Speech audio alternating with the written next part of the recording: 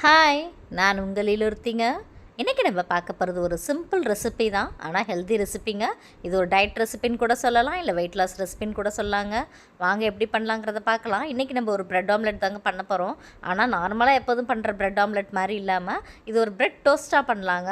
வாங்க ரெசிபிக்குள்ளே போகலாம். நான் இன்றைக்கி ஒரு முட்டை எடுத்துருக்கேங்க. அதில் பச்சை மிளகாய், கொஞ்சம் கொத்தமல்லி தழை, சீரகத்தூள், கொஞ்சம் மஞ்சத்தூள், மிளகுத்தூளுங்க, அப்புறம் உப்புங்க, கொஞ்சமாக பால் ஊற்றி இந்த மாதிரி நல்லா அடித்து வச்சுக்கோங்க முட்டையை.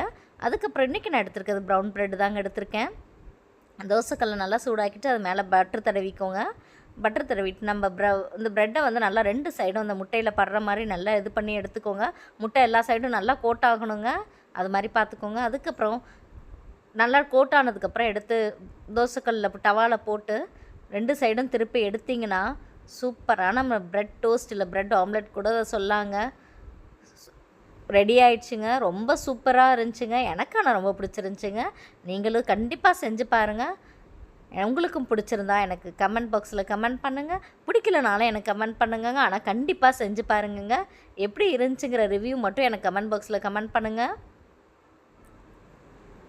எப்படி இருக்குது பார்த்தீங்களா அதோட கலரு? அது ப்ரௌன் ப்ரெட்னோன்னா கலர் செமையாக இருந்துச்சுங்க. எனக்கு பார்க்குறதுக்கு டெம்ப்ட் ஆச்சுங்க சாப்பிட்றதுக்கு.